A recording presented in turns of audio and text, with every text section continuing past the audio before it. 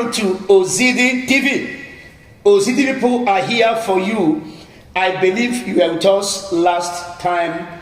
We had a wonderful topic with our two guests. But the two guests of God, today we are going to go what I call solo. What do you mean by that? We are going to talk about some issues that we are generated from their discussions, because some people, after we had them here in this particular studio, many people we are calling, telling us, sending text messages, asking questions. We were so careful and calculative to have gathered some of those questions. And these questions are things we are going to deliberate today. We are going to use a little time to ask those questions, bring those questions to your knowledge, and at the same time answer them as relevantly as we might have the opportunity to do. So I'm going to take time to read them out from the mail as they sent it to us, and each one they are up to 5 questions, but I'm going to make justice of them. I'm going to take time judiciously to bring them out. Maybe it will help you as well to add to the knowledge you have gotten from the last time we had with them, to the knowledge, and at the same time build you. We are still talking on the same issue. What is the issue? The topic still remains the challenges of firstborn sons in African setting. We are not talking about generally or globally. We are talking about in African setting, because inside of Africa there is a way things usually happen, and we are trying to bring it to your knowledge. Peradventure you are born in the continent of Africa, maybe by virtue of where your parents are or where they want you to be. You are growing in the Western society, in the Western world, so that you can use whatever the yardstick to measure yourself, and at the same time use the knowledge you are going to capture through our teaching today to help yourself. Firstly, let me take the first question. What are the firstborn sons? What are the right of the firstborn sons? The right. When we talk about right, we're talking about the position they are attached to. The question says, what are the right for firstborn sons in African society?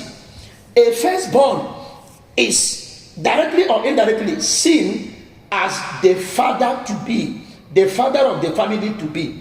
If you are the firstborn, as long as you are the first child, start to develop yourself as the person who will position himself in the shoe of your father in order to carry your siblings to a level where people will not, or where the family will not feel the exit of your father. You carry the authority. Even in the scripture, the Bible even says something like that in the book of Genesis. That should be chapter 49 from verse 3 to 4, where Jacob was trying to call the attention of Judah, to tell Judah, I mean not Judah really, Reuben, to tell Reuben about the position he occupied in his household. The position that a firstborn son occupies in the household is that he will always act as his father. He needs to look after his siblings. He needs to carry out the vision and mission of, the vision and idea of his father, distribute the idea to the people. He needs to know the custom of the family. He needs to know the tradition of his people. He needs to know how to inculcate, push the belief of his parents into the heart of his younger ones. Peradventure you find yourself in a situation whereby your father died before your siblings must have grown to a limelight. You need to take the decision of a father. You need to replace the father for them, whether you like it or not. It is on your shoulder you carry the family, and at the same time you deserve the respect. And before you receive respect, you must be ready to carry out responsibility. In some cases, in some family settings, you discover that people always find it difficult to relate with the firstborn, because of the way the firstborn bless himself. If you're a firstborn child, firstborn son rather, and you place yourself in a level whereby you don't care for your siblings, you don't think about their welfare, you don't call them on phone, you don't ask about their well-being, you don't even contribute, because in some cases, if your father is not there and you have something doing, you can take the responsibility of training your siblings to the level that your father would have done. But whereby you neglect those responsibilities, sometimes it used to boomerang, it used to backfire. And the backfiring setting of it is that you lose what we call compound respect from your siblings. It is very natural. It's not that I'm advising it or I'm encouraging it, but it is very natural. To whom much is given, much is expected. And once you are the firstborn son, you should know that the responsibility is given to you. Your position is to continue building the legacy of your father, continue building the legacy of your family, carrying the responsibility, and at the same time making sure that nothing, no intrusion, no intruder comes to scatter your father's house. Another question says, when there is no will, let us move. When there is no will, that is when the father of a family did not write a will before or after his demise, what is the position or the positive or best approach that the firstborn son should use to curtail the situation in a home? Look at how the person put it. When there is no will in a family after the demise of a man, what is the possible or best approach that the firstborn son gives to keep the family at peace? What a wonderful question. In African setting, so many people usually, when you discuss about writing of will, people usually think writing of will should come when the man must have approached 80. Some other school of thought usually have this impression that a man who can write a will is somebody who has numerous estates, numerous business ventures, investments here and there. It is not always like that. Because the moment a man dies, so many things will come up. And one of those things that usually come up is that people usually say, who gets what? It is so hard when it comes to polygamous family. That is where you see great tug of war. Even without it being a polygamous family, I've seen where family of 6, 7, men and female, in some cases in African setting, some women used to inherit their father's property. Permit me to make mention of a particular state of tribe, the Yorubas in particular. The same way a man gets will or benefit from his father's property is the same way the female folks get. But if you talk about the Igbo setting in West Africa, Nigeria, West Africa, it is not the same. It's not applicable. It is only the men folks that usually get the right of ownership from their father's estates. And no matter how it may be, if you are the firstborn son, more especially if you are the the eldest among all, both the female folks and the male folks who are in that family, you are the overall senior person. Hear me, you have a lot of work. If your father did not write a will, and there are so many things involved, and there are so many properties available, there is nothing, it's supposed not to generate tug of war. You need to sit down with your siblings. You don't take decision without consulting them. Though the whole thing, the ball will surely fall on your, the final case of it is that the ball will surely fall on your table.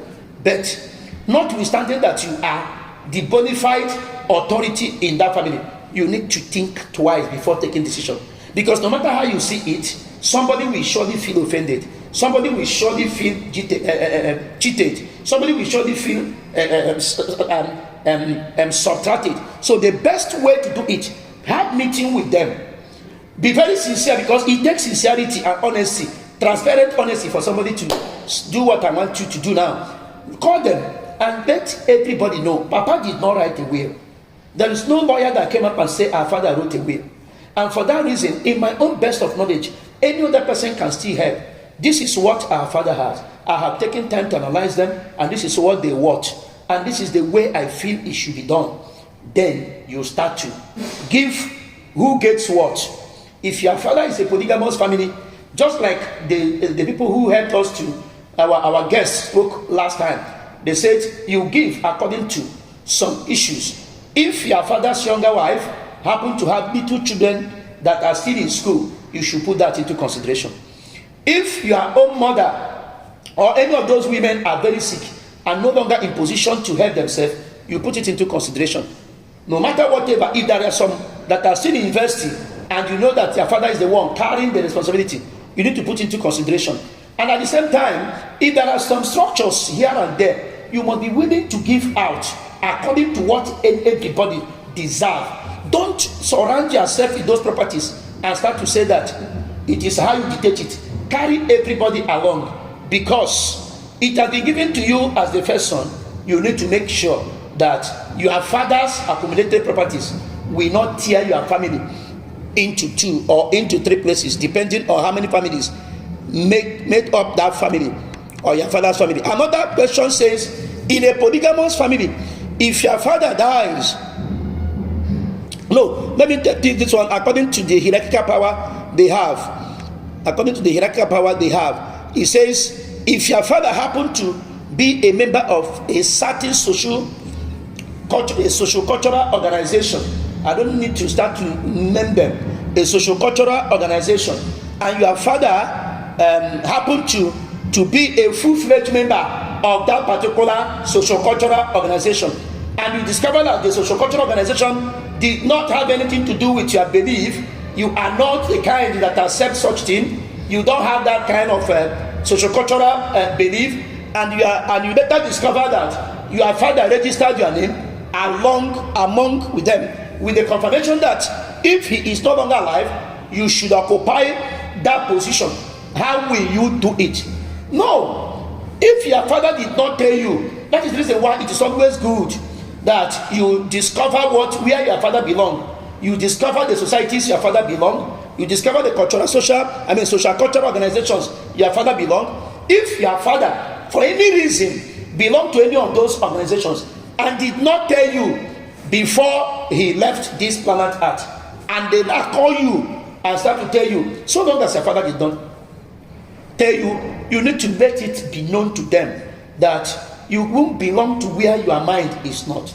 You need to talk to them and tell them that your dad did not inform you. Your dad did not tell you about it. So long as he did not tell you, you can't be part of them. Except if you have another kind of consideration. Maybe you like the social cultural organization.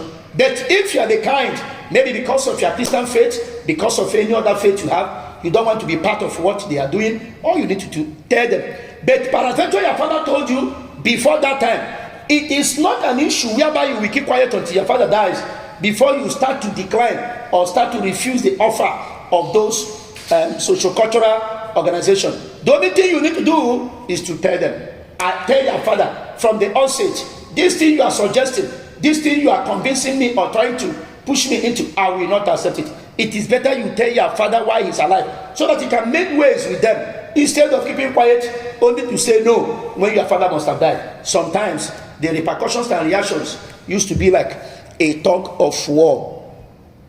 Now, another one says, what other useful roles should a son handle in a family to keep the legacy of his father? What other, we want to know more, other useful roles a firstborn son can handle in a family to keep the legacy of his father. Roles, though in some cases I've seen some family settings where second, third son try to keep the legacy of their father. See, if you are a firstborn son, there are so many factors that can challenge you. Though we did not discuss it the last time, but I just want to throw it before I call it a day. Sometimes you discover that much pressure will be on you. Pressure is not only on education or choice of career.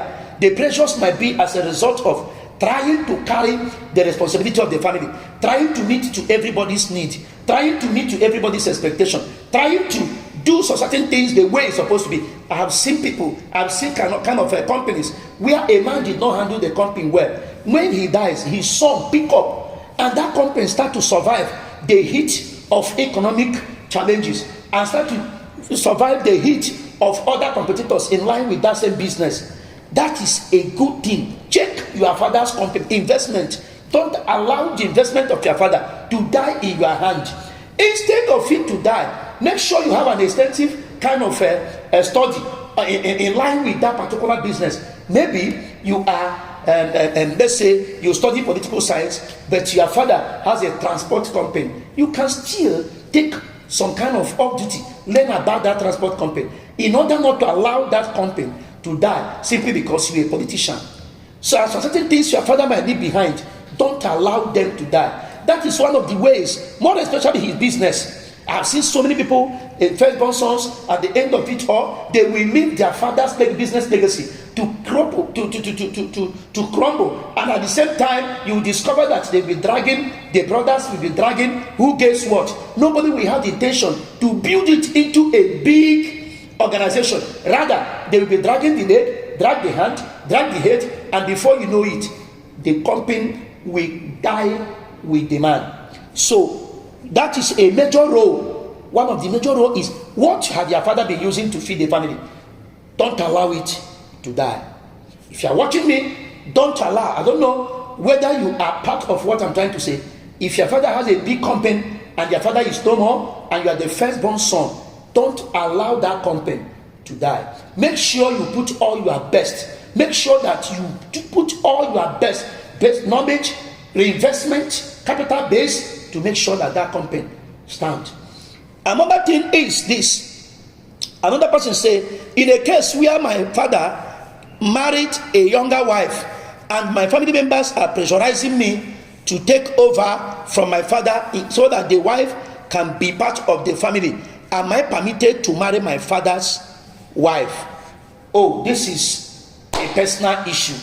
But to me, based on where I'm coming from and where I think I'm going, I might not encourage you to marry your late father's junior wife, a younger wife, maybe a girl that is of the same age with you or a little bit younger than you. No. The thing is this. You can ask the lady, do you want to remain in this family and be taking care of your children, or do you want to remarry? If she's going to remarry, well, portion of the estate of the company of your father, the estate, the property of your father, can be given to her based on the fact that the children will be taken good care of. If she's going to remarry, I don't think there's any reason for her to have part of the father's property, but the property will be reserved for her children, with which and through which they will be using to train the children. But if she says she's ready to marry you, I think it might not, if you look at it from different perspective. Though some people usually do this, but to me, it will not encourage, show people that you have regard and respect. Some people might even misinterpret it and say, you have been eyeing her before your father's death. And some people might even end up saying, are they not sure whether you team up with the lady to kill your father so as to have a soft landing with her? So I don't encourage that. I don't encourage that. If your father had a junior, maybe in a polygamous setting, if your father had a junior wife who is younger than you and your father is no more, that you should encourage to marry the lady. No, don't do that. Give your father that respect. Leave her. If she decides to remarry, fine. If you want to stay in that family, fine. With these little questions from people, I think we have thrown more light on this issue. So until we meet again, we'll be having another topic entirely. Until we meet again, we are going to be having another set of guests who will be talking broadly on some other aspect of life that will help you to build yourself, because you need to know. Ignorance is never an excuse. You need to know. If you don't know, you will miss your track. I still remember Bishop Dr. Moses in Albert. On behalf of my crew members, we say, remember us. Keep on watching Ozidi TV and make sure you don't miss any of our episodes, because you might not know the one that is going to be a pointer to what you are expecting, or what will give you the knowledge to train your mind more. It is well with you. God bless you.